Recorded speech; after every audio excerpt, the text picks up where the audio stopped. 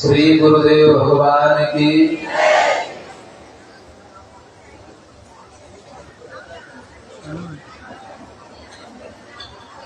ओम लक्ष्मीनाथ समारंभा नाथयामुन मध्यमा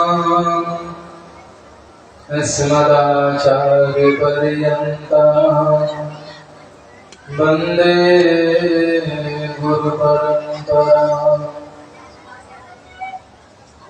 योऽन्तः प्रविश्य मम वाचमिमां प्रसुप्ताम् सञ्जीवयत्यखिलशक्तिधरस्वधाम्ना अन्यास्य हस्तचरणाश्रवणात्वदावेन प्राणान्नमो भगवते पुरुषाय तुभ्यम्। ध्येयं सदा परिभवग्नमभीष्टदोहम् तीर्थास्पदं शिवविरञ्चिनुतं शरण्यम्। भृत्यार्तिहं प्रणतपालभवाधिकोतमम् वन्दे महापुरुषते चरणारविन्दम्। काषायमे यज्ञसूत्रं सुजिवपुषि तथा चोर्ध्वपुण्ड्रं च भाले यस्यास्ते दक्षहस्ते कलिगोमतिगिरीन्द्रेन्द्रवज्रमत्रिदण्डम्। संसाराग्निप्रशान्ते हृदयनममलं दारुपात्रं पवित्रम् श्रीविश्वदशेन सूर्ये पदकमलयुगं श्रेयशेषं श्रयामि। बोलिए सद्गुरुदेव भगवान की। श्रीमन्नारायण नारायण नारायण श्रीमन्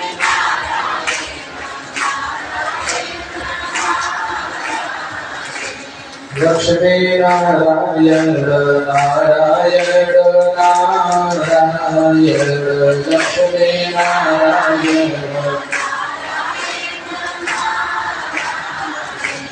श्रीमन्नारायण नारायण नारायण श्रीमन्नारायण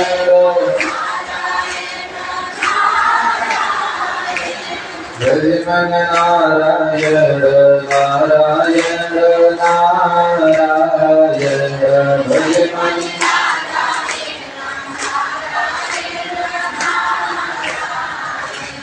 सतमे नारायण नारायण नारायण सतमे।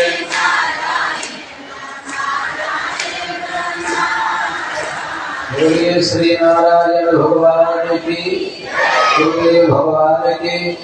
यज्ञ नारायण भगवान की। जय जय श्री सीताराम जय जय श्री राधे। परम मंगलमय परात्पर अखिलेश्वर अखिल कोटि ब्रह्मांड नायक अकारण करुणा वरुणालय सर्वेश्वर सर्वांतर्यामी ब्रजजन चंदन नंदन वसुदेव नंदन प्रभु श्री वासुदेव के युगल चरण कमलों में भाव में श्रद्धा सुमन समर्पण करते हुए परमाराध्य हृदयानाथ प्राप्त स्मरणीय पूज्य श्री गुरुदेव भगवान के श्री चरण कमलों में अपनी बात करते हुए श्रद्धा भाव से बैठ करके भगवत कथा का रस स्वादन कर रहे अनेकानेक दूर दराज के गांव से क्षेत्र से नगर बस्ती से उधारी हुए समस्त भगवत कथा रस रसिक भगवत चरणाश्रित धर्मानुरागी सज्जन वृंद श्रद्धामयी बात्सलमयी देवियों श्रद्धेय संत श्री रंगनाथ गियर स्वामी जी महाराज श्री विजय राघव स्वामी जी महाराज श्री पंडित श्री शेखर शास्त्री जी महाराज कुशल मंच संचालक श्री सरपंच महोदय जी श्रद्धाभाव भाव से बैठे समस्त वैष्णव वृंद, भक्त वृंद, आइए चल रहा संहिता के माध्यम से कल हम सभी लोग राजा परीक्षित की चर्चा सुन रहे थे महाभारत के प्रसंग के माध्यम से।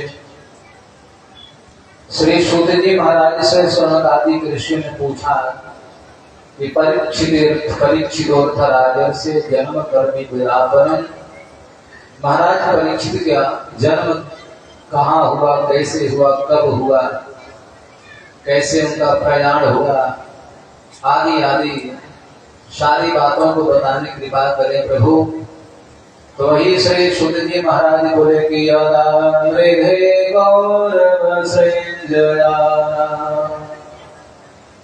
वीरे स्वथो वीर गतिम गतेशो ब्रिगोदरादित्य गदाभिमर्शम् भगनोरुदण्डः धृतराष्ट्रपुत्रे। परीक्षित जन्म के पहले चर्चा आती है, महाभारत संग्राम का महाभारत युद्ध की चर्चा आती है। कुरुक्षेत्र के मैदान में युद्ध संपन्न हुआ था, इसमें 18,000 अक्षौणी सेनाओं का वध हुआ, सब मारे।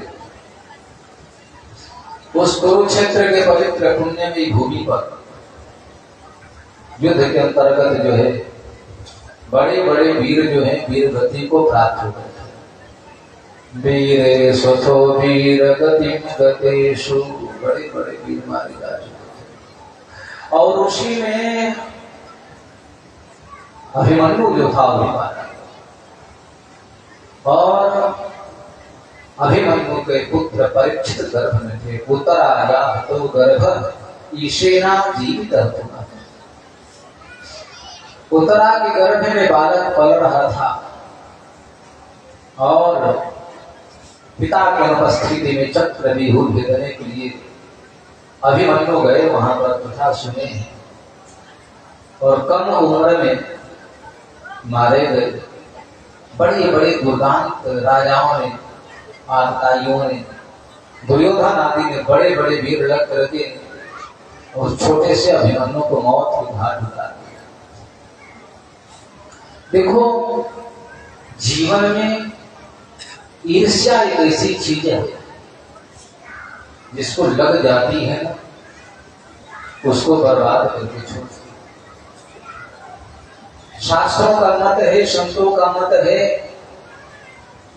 जीवन में काम परायणता यदि आ जाए, थोड़ी देर के लिए कामुकता हो जाए तो वर्तमान की स्थिति में थोड़ा सा व्यक्ति को शुभ लाभ मिल जाता है, कामी को भी थोड़ा सा लाभ मिल जाता है, लोभी को भी थोड़ा सा लाभ मिलता है।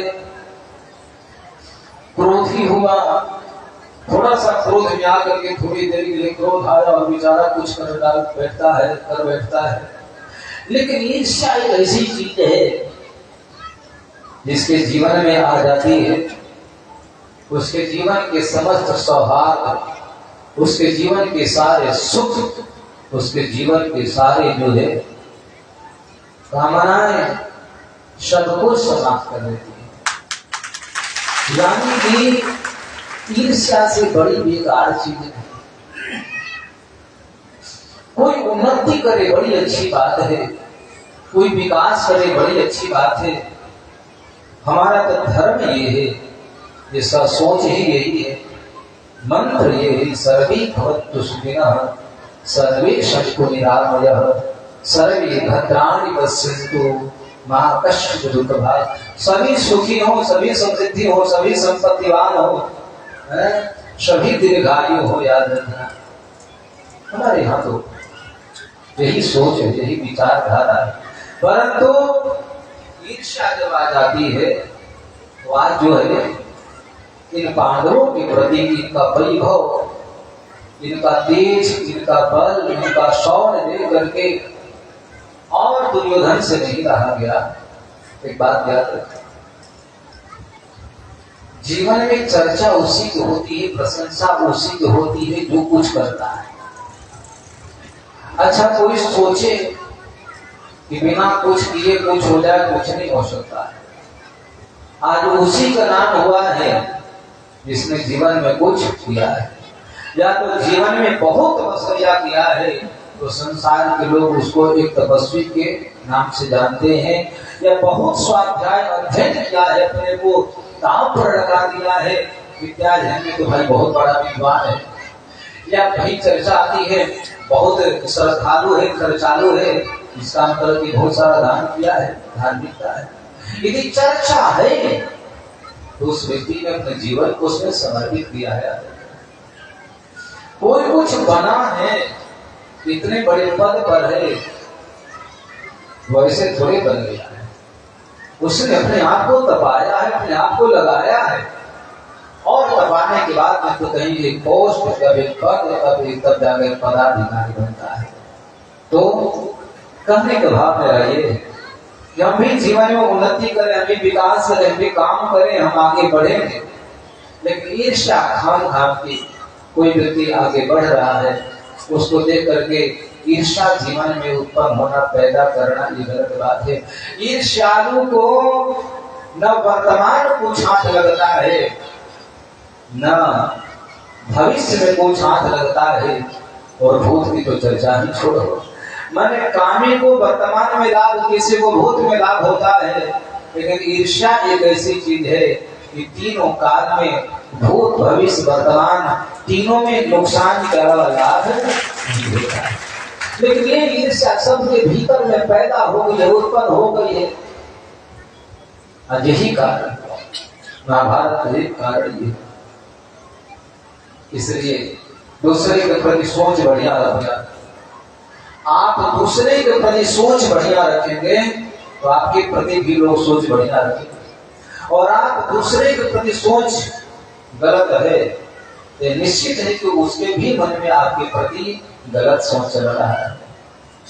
इसलिए आज चर्चा किया, वहां जो है अभिमन्यु मारा गया, सब कुछ हुआ, वीरे स्वथो वीर गतिम गतिषु, बड़े बड़े वीर कर्ण जैसे लोग भी आज रणांगण में, आज कुरुक्षेत्र के मैदान में बहुत बड़ा दानवीर था कर्ण, अजय भी मारा गया। और एक बात बताओ, समस्या का समाधान विवाद नहीं है। मैंने कई परिवार को ऐसा देखा है, 7 पीढ़ियां गुजर गई, चर्चा 7 पीढ़ी में तो रहे थे, लेकिन लोग बताते हैं 7 पीढ़ियां गुजर गई एक दूसरे का कत्ल हत्या करते करते, समाधान नहीं हुआ, परिवार का परिवार बर्बाद हो गया, कितने मारे गए, लेकिन लास्ट में समाधान कहाँ निकलता है? विवाद से नहीं, संवाद से, यानी कि प्रेम संपर्क। आपके भी गांव में, आप भी आपस में है, तो उसको आप लड़ कर जीत भी सकते हैं। महाभारत जैसे युद्ध भी लास्ट में देखना, धृतराष्ट्र के आखिर में संधि करना पड़ा।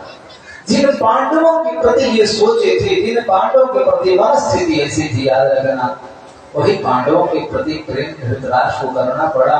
यानी कि सब कुछ खोने के बाद में बड़ी स्थिति हमारी है, जब हम भी सब कुछ खो देते हैं, परिवार खो देते हैं, बच्चे खो देते हैं, पत्नी खो देते हैं, संपत्ति खो देते हैं, समय खो देते हैं, तो लास्ट में हाथ मल करके रह जाते हैं, अब क्या किया? इसलिए पहले जान लेना अच्छी बात है। तो कर्ण जैसे लोग भी दानवीर चले गए, महारथी, वीरेश्वथो वीर गतिम गतिषु, महाभारत चर्चा के पूर्व में आप लाख प्रयास कर लो, जानते हैं वो आपका बल नहीं है। कभी कभी लोग कहते हैं मैं बड़ा बलवान हूँ, किसी का बल बड़ा है, नहीं, आपका बल नहीं है।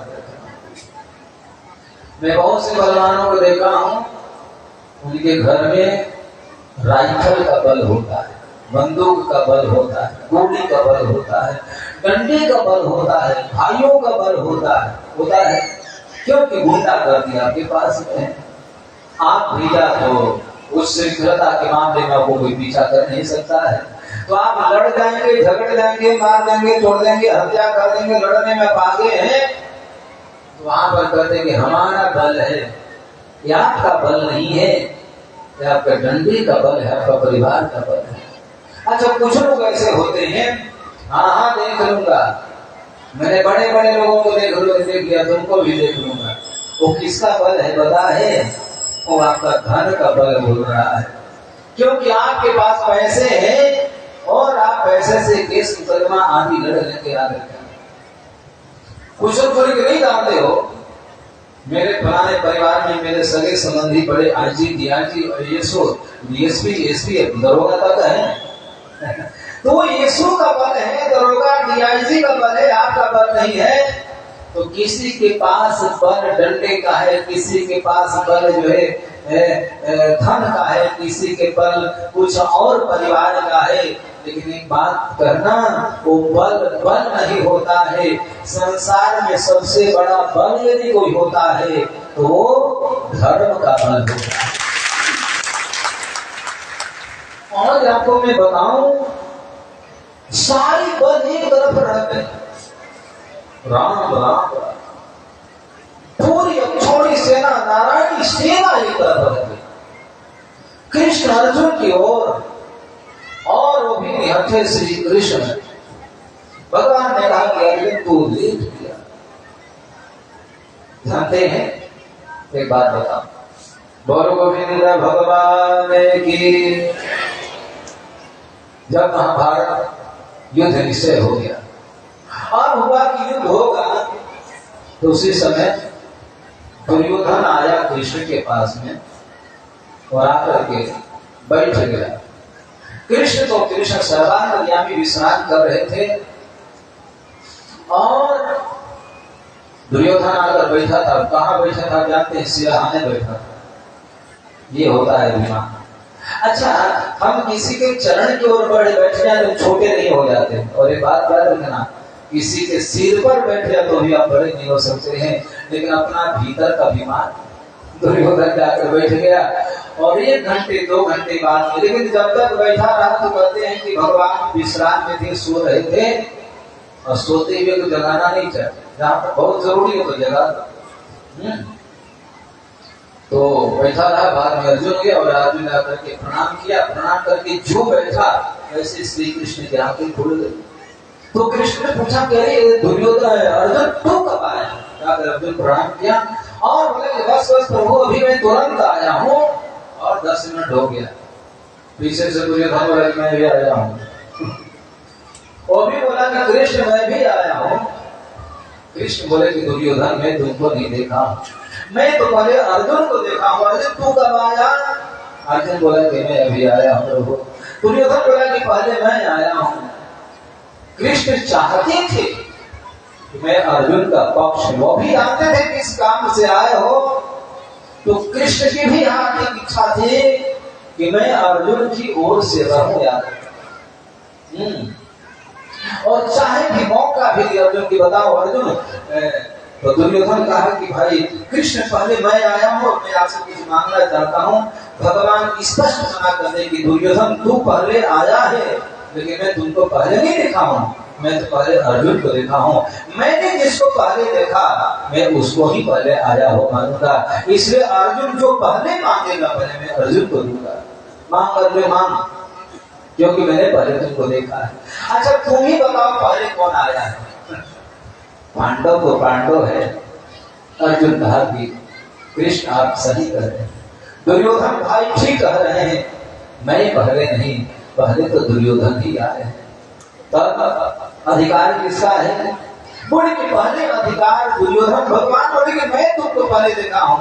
अर्जुन बोला कि पहले तो प्रभु दुर्योधन आए हैं, तो मांग भाई दुर्योधन। दुर्योधन मांग लिया और कृष्ण कहे कि सुनो दुर्योधन, मैंने प्रण किया है, संकल्प लिया है कि इस युद्ध में अस्त्र शस्त्र उठाऊंगा। बताओ क्या चाहते हो? एक और नारायणी सेना है, दूसरा और श्री कृष्ण अकेला है, क्या लेना चाहते हो? दुर्योधन सोचा कि वहां कोई भोग लगाना है क्या, वहां आरती करनी है क्या, माला जपना है क्या? अरे वहां तो युद्ध करना है और आप अस्त्र शस्त्र उठाएंगे नहीं, तो मैं आपको लेकर क्या कृष्ण देना है तो अपनी नारायणी सेना दे दो।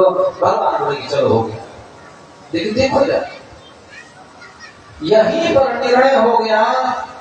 अर्जुन से भगवान पूछे कि अर्जुन तू तो हार गया, युद्ध का विजेता दुर्योधन हो गया। बोले कैसे प्रभु? बोले पूरी नारायणी सेना हमारी दुर्योधन की ओर से है और मैं अकेला श्री कृष्ण तुम्हारे तरफ रह गया। और दूसरी बात कि मैं संकल्प लिया हूँ कि अस्त्र शस्त्र नहीं खाऊंगा। अब तो दुर्योधन की जीत हो जाएगी। अर्जुन बोले प्रभु जीत और हार की कोई हमको लेना देना नहीं, कौन जीतेगा कौन हारेगा और जीत हार से क्या लेना देना है। हमको नारायणी सेना नहीं चाहिए, हमको तो श्री कृष्ण स्वयं नारायण चाहिए। यानी कि धर्म हमको चाहिए और धर्म कृष्ण जो है अर्जुन की ओर में गए। यही कारण हुआ यत्र योगेश्वरः कृष्णो यत्र पार्थो धनुर्धरः तत्र श्री विजयो भूतिर् ध्रुवा मम। जीत तो धर्म की होती है। कुछ दिन ठीक है, धर्म का बोलबाला होता, धर्म का वर्चस्व होता, धर्म बहुत कुछ कर सकता है, लेकिन याद रखना जीत परिणाम जो है यश तो फिर धर्म का ही होता है। इसलिए भाई कर्ण बोला मैं महाभारत युद्ध जीत सकता हूं, लेकिन उसके पीछे शर्त है। बोले क्या शर्त है बताओ? बोले कि महाराज शल्य यदि हमको सारथी के रूप में मिल जाए, जैसे अर्जुन को श्री कृष्ण सारथी मिले हैं। अच्छा सारथी बड़े दक्ष होना चाहिए, निपुण होना चाहिए, कौशल होना चाहिए, और कृष्ण अच्छे सारथी हैं। और ऐसे ही महाराज शल्य यदि सारथी के रूप में हमको मिल गए, दुर्योधन मैं कह रहा हूं युद्ध का परिणाम देखने में आएगा और परिणाम तुम्हारे पक्ष में होगा। तो ठीक है भाई, जाकर के दुर्योधन ने अनुरोध किया। महाराज शल्य तैयार हुए और बोले कि भाई ऐसा नहीं, देखो वो कर्ण जो कहेगा मैं वो नहीं करूंगा, मैं राजा हूं। कर्ण कोई राजा भी नहीं है और वैसे भी जाति बिरादरी को उसका पता नहीं है उसका। तुम कहे तो मैं रथ हाँकूंगा, लेकिन वो जो कहेगा वो नहीं करूंगा, मेरी मर्जी। ठीक महाराज चला तो रथ, मुझे बाद में समझ जाएंगे। और महाराज स्थल बैठे। आज है 8 दिन हो गया। अपर्याप्तं तरस्माकं बलं भीष्माभिरक्षितं पर्याप्तं तिदमे तेषां बलं भीमाभिरक्षितम् अयनेषु च सर्वेषु यथा भागमवस्थिताः भीष्ममेवाभिरक्षन्तु भवन्तः सर्व एव हि। दुर्योधन बोला कि भीष्माचार्य के द्वारा जो रक्षित सेना है पर्याप्त होने के बाद भी अपर्याप्त लग रही है, लेकिन भीमाभिरक्षितम् भीम के द्वारा जो रक्षित सेना है अपर्याप्त होने के बाद भी पर्याप्त लग रही है। इसलिए हमारा निवेदन है, करवत प्रार्थना है और आदेश है कि आप सभी लोग यथा भागमवस्थिताः, आप अपने यथा स्थान पर खड़े होकर के आज जो है मुख्य सैनिक जो है भीष्माचार्य महाराज हैं, आप सभी लोग महाराज भीष्ममेवाभिरक्षन्तु भवन्तः सर्व एव। सभी लोग भीष्म की रक्षा करें। तब भीष्म का प्रण आगे हुआ कथा सुनाऊंगा। और आज अर्जुन सबको सबको मार, सबको मौत का घाट उठा रहा है। हजारों लाखों लोग मरते जा रहे हैं, प्रणाम होते जा रहे हैं। तब जो है कर्ण बोला महाराज शल्य एक काम करो। शल्य बोले बताओ क्या करना है? बोले कि हमारे रथ को, हमारे घोड़ों को, रथ को अर्जुन के पास ले चले। ठीक है, क्योंकि अर्जुन सबका वध कर रहा था, आज बढ़िया से युद्ध लड़ रहा था। और जैसे ही कहे कि अर्जुन के पास रथ ले चलो, तो महाराज शल्य युधिष्ठिर के पास ले गए। और आप कथा जानते हैं, माता कुंती को कर्ण ने वचन दिया था कि हमारे 5 भाई हैं और आप 5 का प्राण दान मांगने आई हो, संभव नहीं है। माँ हो मांगने आई हो तो 5 को चाहिए, लेकिन 4 को मैं देता हूं। भीम, युधिष्ठिर, नकुल और सहदेव, ये हमारे सन्मुख भी आए तो इनको पर बाण नहीं चलाऊंगा, लेकिन अब अर्जुन आएगा तो मैं इसको छोड़ूंगा नहीं, अर्जुन से युद्ध करूंगा। और आज अर्जुन ही युद्ध कौशल बढ़िया से युद्ध लड़ रहा था और देखा कर्ण, और फिर उसके सामने कौन था दूसरा। तब प्रार्थना किया, महाराज संजय महाराज मेरे रथ को अर्जुन के पास ले चले। और संजय महाराज रथ को लेकर के दुर्योधन युधिष्ठिर के पास पहुंच गए। बोले कि खड़ा कर दिया। बोले ये क्या किया? अरे हमारे रथ को अर्जुन के पास ले चलो। संजय बोले कि ठीक है अभी ले चलता हूँ। और युधिष्ठिर के बाद में अर्जुन के पास न जाकर भीम के पास खड़ा कर दिया, घुमा फिरा करके। बोले कि महाराज कम सोचते हैं क्या, हमारे रथ को अर्जुन के पास ले चले। ठीक है, और सहदेव के पास खड़ा कर दिया। तो संजय को कर्ण को क्रोध आ गया, सुनते नहीं हो, अरे बार बार कहते तो मेरे रथ को तुम अर्जुन के पास ले चलो, सुनते नहीं है। तब महाराज संजय बोले कि कर्ण तुम्हारी औकात क्या है, तू हो कौन कि तू जो कहोगे वही मैं करूंगा। मैं राजा हूं, मैं भी रथ जोड़ता हूं, मैं तुम्हारा घोड़ा घोड़ा नहीं चलाऊंगा, मैं रथ नहीं आऊंगा, देख लो। अरे महाराज इस विषम परिस्थिति में छोड़कर जाओगे अब कौन चला गया? तो बोले सुनो एक बात कहूं। कर्ण बोले बताइए। बोले कि हमारी इच्छा है कि मैं तुमको गीता का उपदेश सुना दूं, गीता की कथा, गीता का प्रवचन सुनाऊंगा।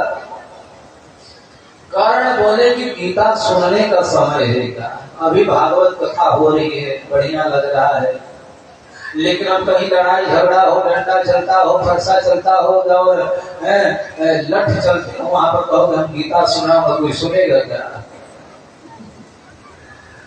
अब कहीं बोली बंदो गरसा फरसा धनुष से बाण चलते हो, डंडा वहां करके हम तो भागवत कथा सुनाऊंगा, कोई सुनाएगा क्या?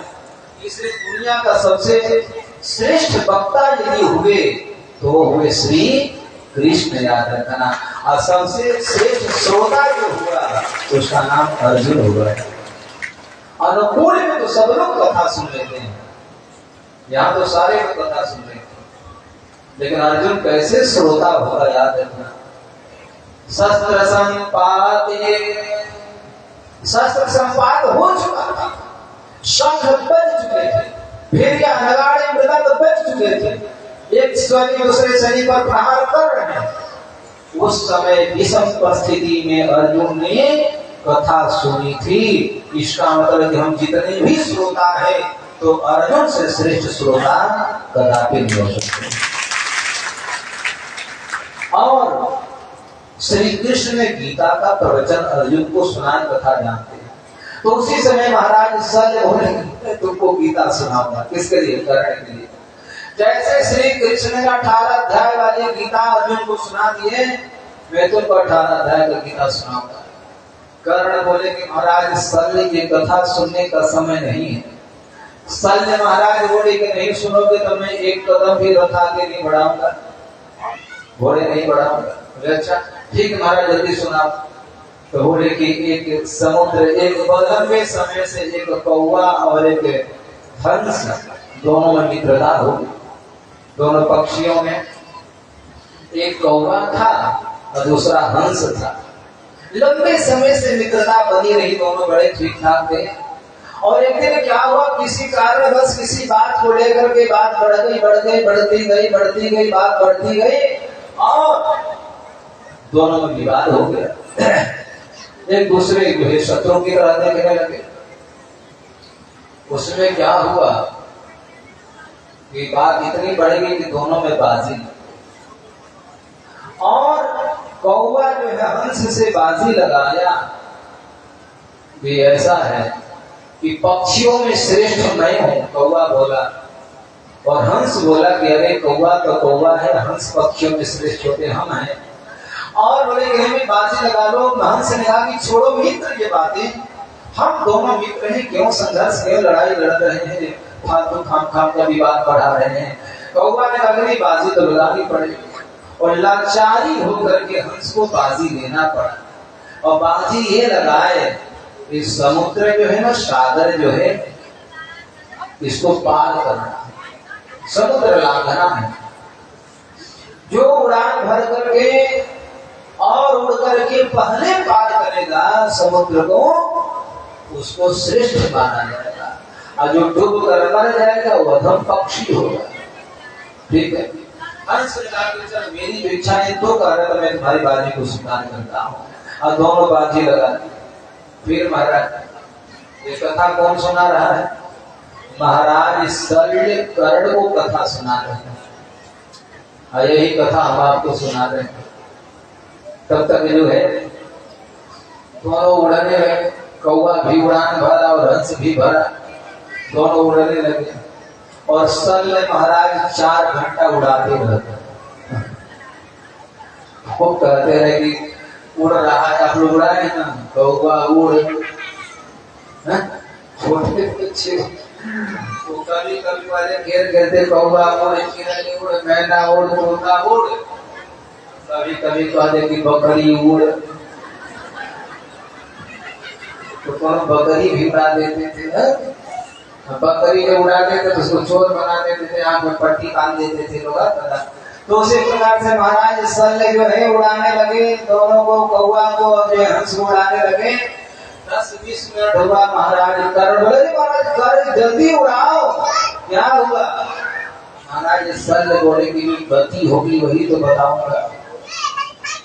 अरे भाई, गाड़ी का गति 20 किलोमीटर प्रति घंटे की रफ्तार से है, और फिर आपको 80 में हम थोड़े भगाते हैं। तो जो उनका गति है, जो स्पीड है, वो उड़ने दो। उड़ते उड़ते उड़ते उड़ते उड़ते उड़ते उड़ते उड़ते उड़ते उड़ते उड़ते अब कंस को तो बड़ा कर्ण को तो बड़ा क्रोध आया, लेकिन कभी भी तो क्या करे बेचारा। लेकिन परिणाम ये हुआ, बोले महाराज कब उड़ाओगे? बंद करो उड़ाना।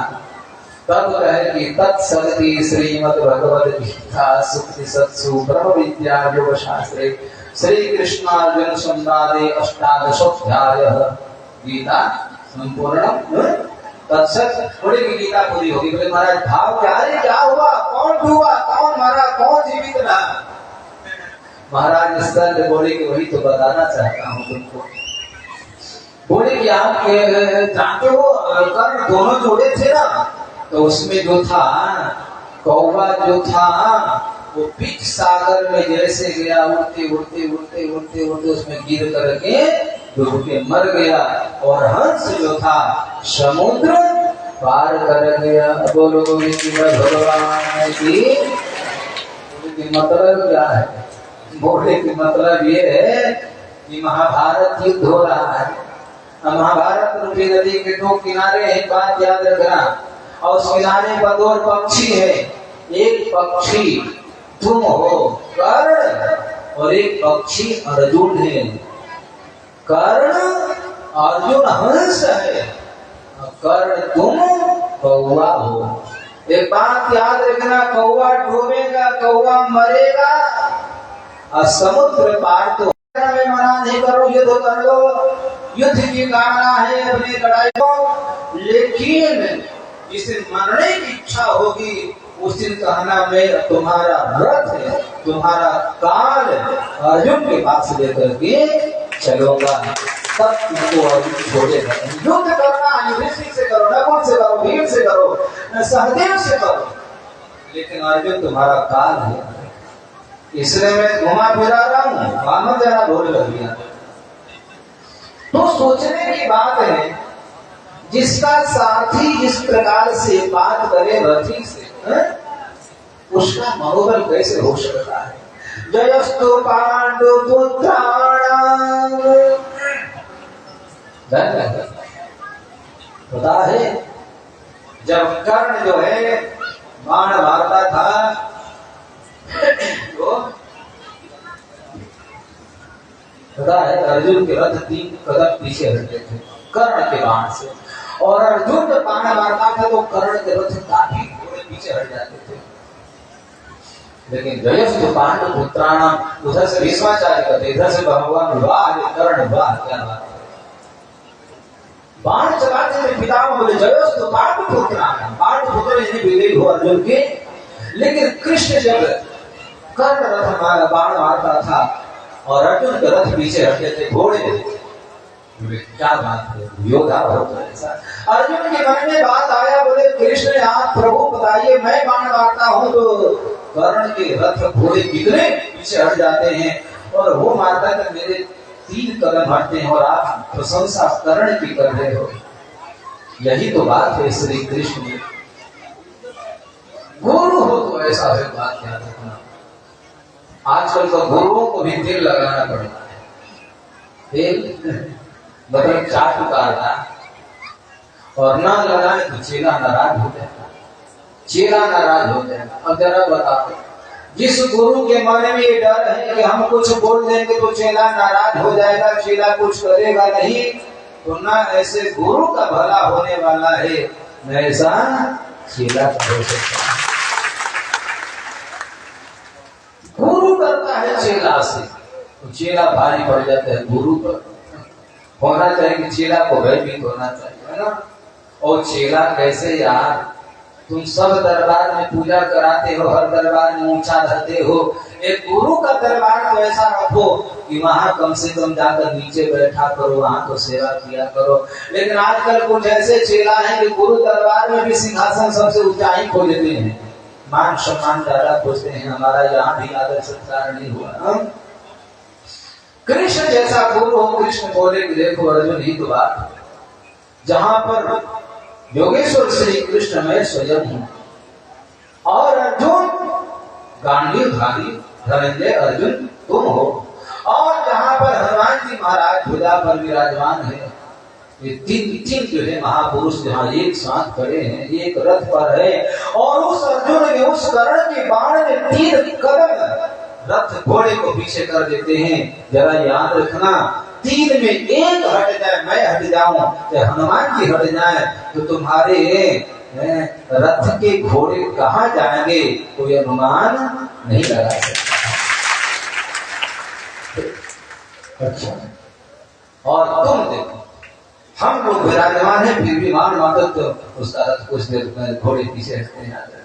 एक बात और समझने की, भगवान ने ऐसा क्यों कहा पता है, ताकि अर्जुन के जीवन में अभिमान नहीं आए।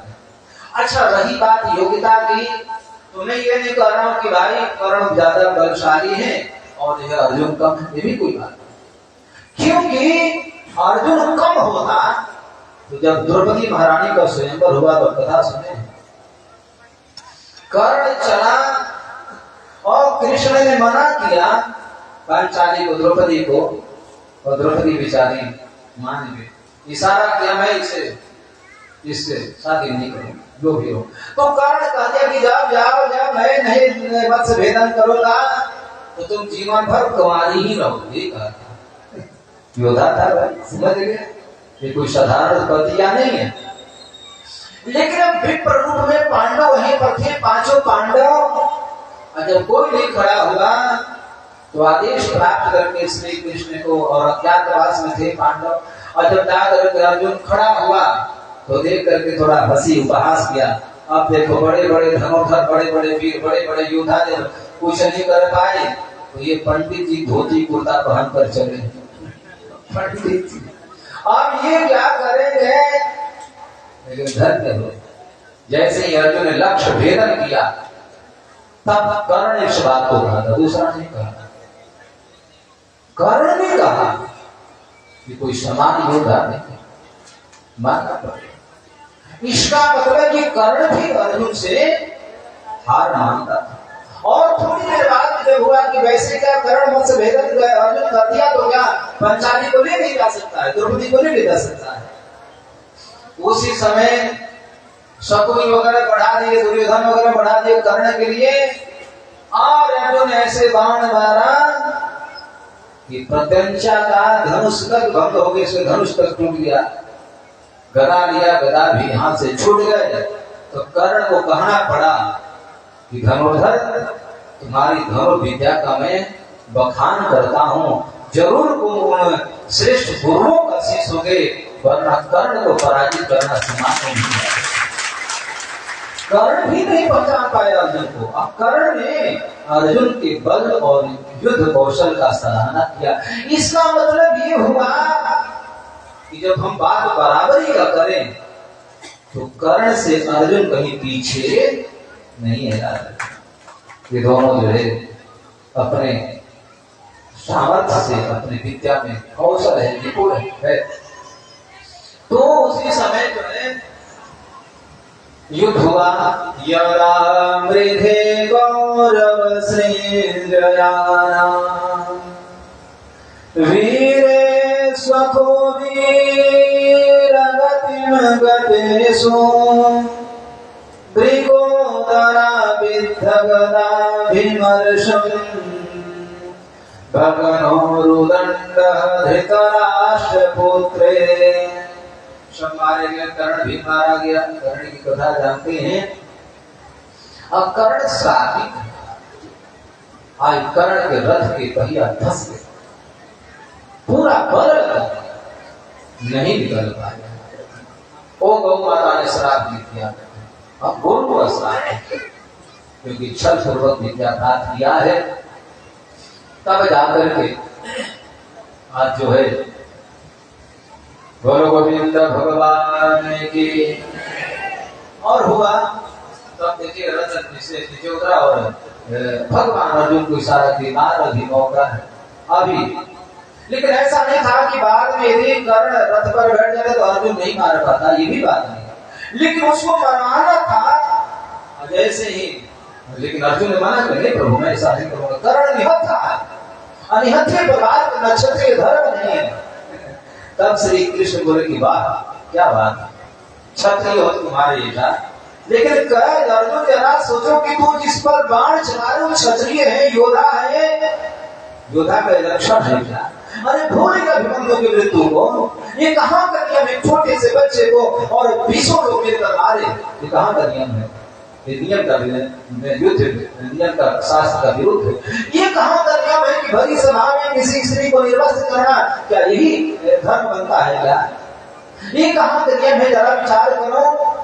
तब जाकर के अर्जुन के रोम रोम खिले और फिर बाण मारा तो कर्ण ने कहा अर्जुन ये न्याय संगत बात है, तुम गलत कर रहे हो। तब अर्जुन बोले कि भूल गया, वो बात भूल गया, अभिमन्यु निहत था और तुम कई लोगों ने मिलकर मारे। तब सारी बातों को याद दिला करके और उसे वैसे उसकी मृत्यु लिखी थी और मारा, वही प्राण हुआ। तो वही कहा कि वीरेश तो वीर गतिम गतेषु। बड़े बड़े वीर द्रोणाचार्य आदि है, द्रोणाचार्य का वीर बद हुआ। भगवान सोचे कि ब्राह्मण देवता को मुक्त करा दिया जाए, ब्राह्मण का काम युद्ध करना छोड़े, अश्वत्थामा हत करके इनको भी मरवा दिया ताकि अपने हाथ से कोई पाप न कर पाए। और बड़े बड़े वीर जो है वीर गति को प्राप्त हो गए। उसी समय बोल गोविंद भगवान की। वृकोदरा विद्धगदा विमर्शम्। वृकोदर कहते हैं भीम से जो भयानक धर्म युधिष्ठिर कीर्तन।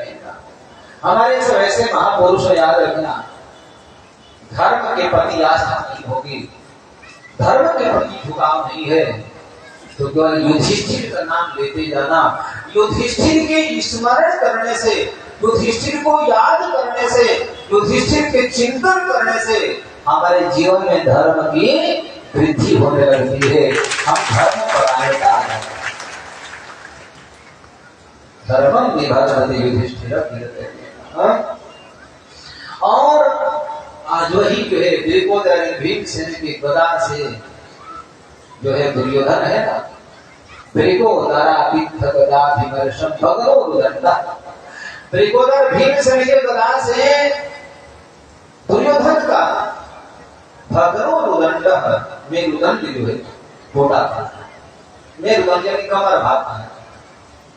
और उसी समय जो है क्यों ताकि वो भी प्रतिज्ञा थी, प्रतिज्ञा यह थी भीम से वो संकल्प किया था भरी सभा में द्रौपदी से बोले पंचाली पंच भर्तरी 5 पतियों को होने वाली द्रौपदी, तुम तो वैसे भी 5 की हो, एक की और हो जाए तो क्या फर्क पड़ता है। जैसे कुवाच शब्द का प्रयोग किया था दुर्योधन और पांडव सहन करके रह गए वहां पर। आज जो है भीमसेन ने कहा कि दुर्योधन मैं तुम्हारा ये जंग, बोला कि आओ मेरे जंगे पर बैठ जाओ। तब कहा भीमसेन ने कि मैं तुम्हारा जंघा तोड़ नहीं दिया तो मेरा नाम भीमसेन नहीं आ गया। और सच यही है याद रखना, एक बात याद रखना, ये जीवन किस काम की, ये जवानी किस काम की होगी याद रखना। आज मरना तो ही है, जीने के लिए कोई आया नहीं, लेकिन ऐसी कायरता बन करके न खुल सकता होकर हम कितना जीवन को निर्वहन करें। हमारे सभा में, हमारे मध्य में, हमारे आंखों के सामने हमारी ही लोगों की इज्जत लूटी जाती हो और हम मुंह होकर बैठे रहते हैं बड़े अफसोस के साथ। एक पड़ोस के घर में गलत काम होता है कि उसके द्वारा कुछ अपराध होते हैं, उसको कोई सताता है तो मैं नहीं बोलता हूँ भैया वो जाने उसका काम है, बेहतर उसका है किसी का हिम्मत 20 घर के मुस्लिम बस्ती में आकर कोई मुसलमानों को परेशान करके चले जाए, एक हिंदू कुछ कहते तो देखो फतवा जारी हो जाएगा। लेकिन मजे की बात है कि जहाँ पर 500 घर हिंदू हैं और एक घर मुसलमान आकर कुछ कह करके नहीं, कुछ करके भी चला जाए तो हिंदुओं को सामर्थ्य नहीं है। क्यों पता है कि आपके तो हाथों में चूड़ियां होती हैं, चूड़ियां आजकल के पुरुषों के हाथ में, आजकल के लड़कों के हाथ में, जवानों के हाथ में शस्त्र शोभा नहीं देते, शास्त्र शोभा नहीं देते हैं। आजकल के तो जवानों में क्या बताऊं अब कहने में शर्मा। इसे याद रखना, एक गाना भजन कौना काम आई तो हर जवानी राजा ने सुने, किस काम की जवानी होगी, इसलिए याद रखना तुम्हारे सामने किसी की भी जब रोटी जाती हो याद रखना। तो ये तो भगत सिंह बता है, भगत सिंह चाहते तो क्षमा मांग लेते, उनका जीवन दान हो जाता। और अंग्रेजों ने सत्ता भी था जिसको हम राष्ट्रपिता कहते हैं महात्मा गांधी, उसने भी प्रस्ताव रखा था, लेकिन भगत ने कहा कि नहीं, ये बात याद रखना, आज एक भगत की फांसी हो जाएगी, एक भगत मर जाएगा तो भारतवर्ष में हजारों भगत पैदा हो जाएंगे। और एक भगत आज कायरता की मौत मर जाएगा तो दूसरा बार कोई भारत में भगत पैदा होने वाला नहीं, याद रखना। हम उस देश के हैं, उस राष्ट्र के हैं, यहाँ पे पड़ोसी का इज्जत लूटी जाती, कोई बोल कर चला, कोई बेटी का इज्जत लूटी, कोई बहन का, हम घर में छुपे रहते हैं। जो उसके साथ हुआ है वही आपके साथ होने वाला है, मात्र ज्यादा नहीं, 2-4 साल रुक जाओ फिर वही होगा। इसलिए याद रखना, शत्रु को कमजोर नहीं समझना चाहिए और रोगों को कमजोर नहीं समझना चाहिए। इसलिए भाई मेरे पूछना, अरे पिता के सामने घबरा की बेटी के लाल जाती हो, याद रखना पिता 95 साल का हो गया हो, चलना नहीं आता हो, कपड़ा नहीं पहन पाता हो, लेकिन उसके सामने कोई बेटी का इज्जत लूटे, याद रखना मरते मर जाएगा बाप, लेकिन अपने सामने बेटी का इज्जत लूट के नहीं देता है। हाँ, कोई लूट सकता है तो उसके बाप का हत्या हो जाए, कत्ल हो जाए तो ऐसे कोई अपने हाथ नहीं डाल सकता है। लेकिन हम तो ऐसे नपुंसक हो गए ना, हमारे सामने इज्जत लूटी जाती है। और आजकल के ये योद्धा, ये वीर हमारे व्यू बढ़े, ये तो देखा करता हूँ सोशल मीडिया में, हम छा जाए, हमारे फॉलोअर्स बढ़े, राम राम, तो उसके लिए कैमरा लगाया पड़ा है, धन है, धिक्कार है तुम्हारा, तुम्हारे साथ ही घटे और तुम्हारा कोई वीडियो बनाकर डाले तो क्या काम होगा। उसमें बात याद रखना, छोड़ दो मोबाइल को, छोड़ दो परिवार को, भूल जाओ माँ बाप को, याद रखना परिवार को, और सबला के लिए, उस स्त्री के लिए, उस धर्म के लिए अपने जान को बाजी पकड़ना देना, यही वीरता है और यही जो है धर्म है। लेकिन हम तो उस समय पूछ जुमा करके भग भग भग, ये स्थिति है। इसलिए कोई बात नहीं, बेटा सही नहीं सही, मैं इसलिए कहा करता हूं, मेरा कोई ऐसे भाषण देना कोई औचित नहीं है, लेकिन मैं इसलिए कह रहा हूं कि हम कितना दिन डर कर रहेंगे, कितना दिन घर में रहेंगे, याद रखना एक दिन हमको निकलना पड़ेगा। इसलिए मैं कई बार कहता हूं, आज धर्म है तो नावाडी के पंडाल में बैठकर आप कथा सुन रहे हैं, धर्म नहीं होता फिर आप यहाँ पर नहीं होते। धर्म है तो हम हैं। आज के 70 साल पहले कथा नहीं होती थी, नहीं होती, हम एक जगह बैठ नहीं सकते थे, हमारी स्वतंत्रता छीन ली गई। शास्त्रों की पठन की बात छोड़ो, कोई अध्ययन नहीं कर पाता था।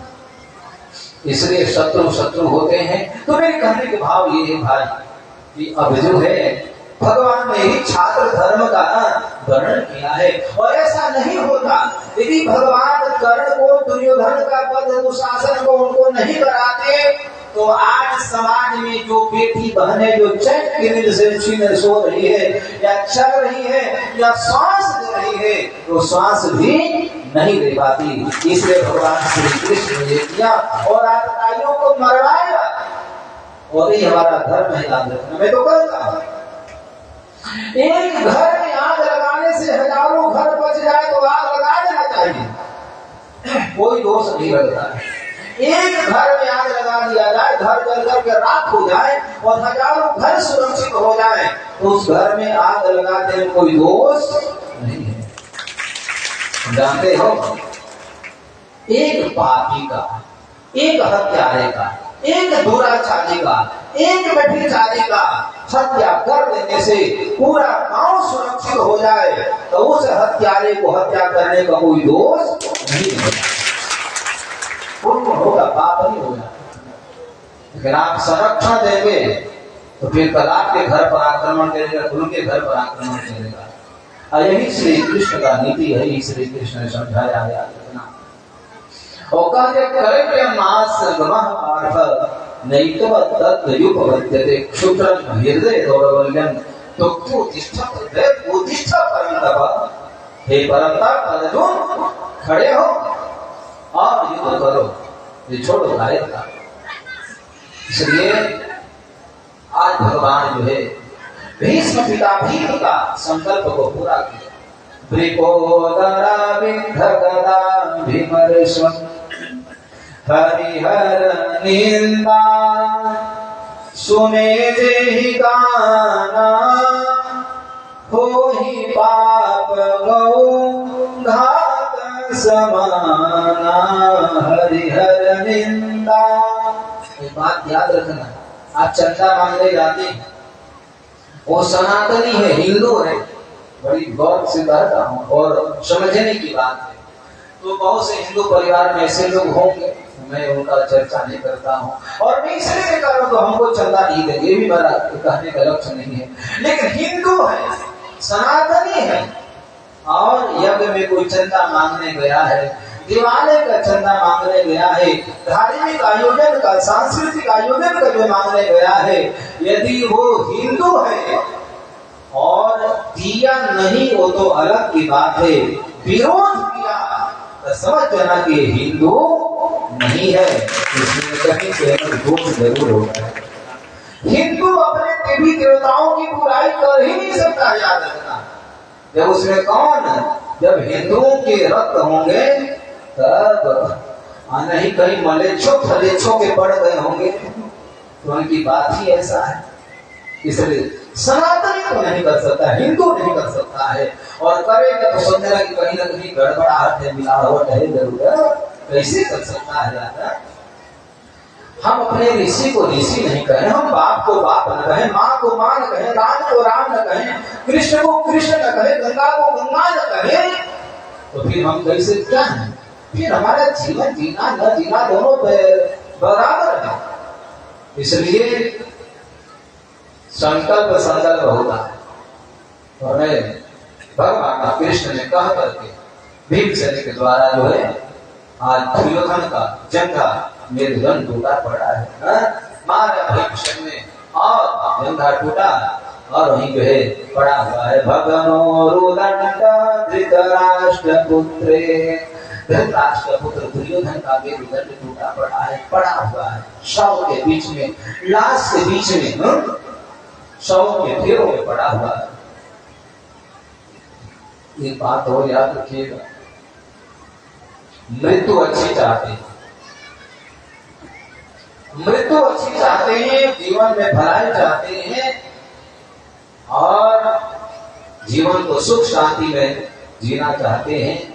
एक काम कर लो अपने जीवन में, और काम ये है, गलत करने की बात छोड़ो, गलत सोचना भी बंद कर दो। जिस दिन गलत सोचना बंद कर देंगे, आपका सर्वस्व सोचना तो फिर करना बंद हो जाएगा, और जिसकी सोच बढ़िया होती है उसका काम भी बढ़िया होता है और परिणाम भी बढ़िया होता है, और जिसकी सोच बिगड़ जाती है उसका कार्य भी बिगड़ जाता है और परिणाम भी बिगड़ जाता है। दुर्योधन का सोच बिगड़ गया, कार्य बिगड़ गया और परिणाम तो जानते हैं, अतिशय पापी व्यक्ति की मृत्यु जल्दी नहीं होती है। इसलिए भाई मेरे, जीवन 4 दिन की है, 4 दिन की चांदनी फिर अंधेरी रात,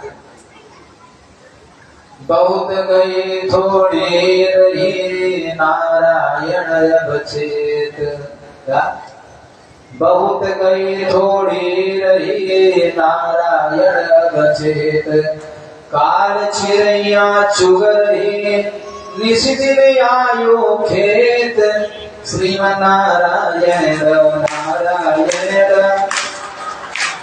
जय श्रीमन्नारायण नारायण।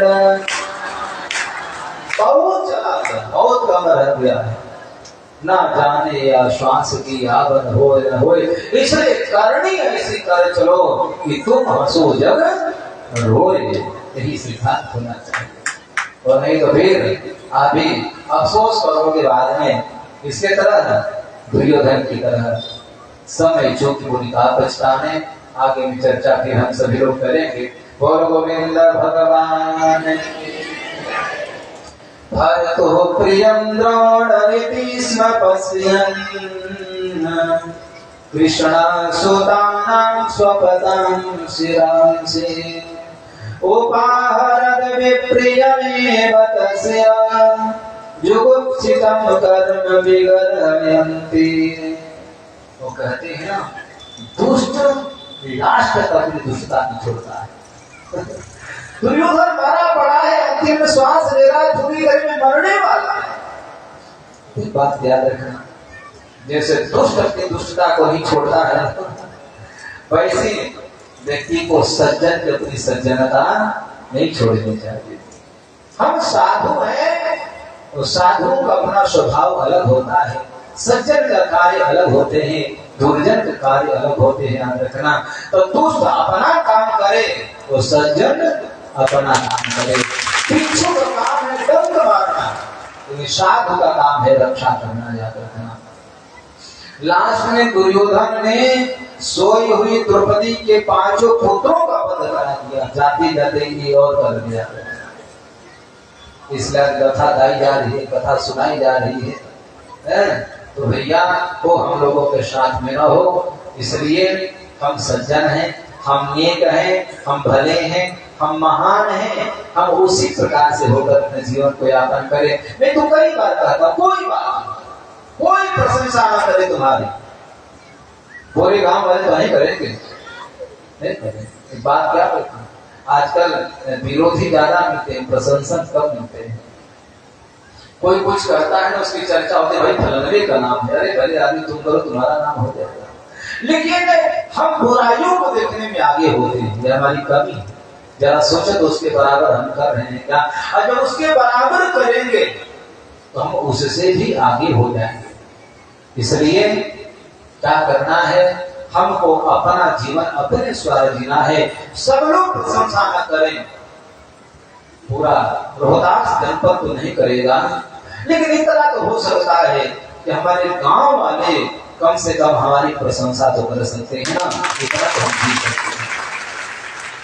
बहुत अपने गाँव में शिकायत होती है, और गाँव में शिकायत नहीं, बहुत से लोगों घर में शिकायत होती है। अरे घर में की बात छोड़ो, बहुत से तो परिवार की शिकायत, अब परिवार की मैं बात नहीं करता हूँ, बहुत से लोग तो उनकी पत्नी और उनके बेटे और उनकी बहुएं और उनके माता पिता शिकायत करते हैं, वो जीवन मत जीना, इससे तो बढ़िया है कहीं चुल्लू भर पानी में डूब करके मर जाना, लेकिन कोई जीवन नहीं है। कथा सुन रहे हैं, अबलो न सही हो अबना न सही हो, अभी तक गलती हुई थी, लेकिन अब हम अपने तौर तरीका से और अपने अनुसार हम जीवन को यापन करें, बस इसी में हमारी आपकी भलाई है। बोलो गोविंद भगवान की, श्रीमन्नारायण नारायण नारायण श्री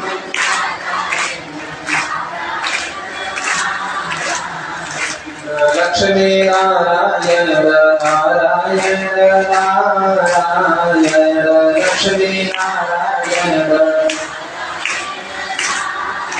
बोलिए लक्ष्मी नारायण भगवान की।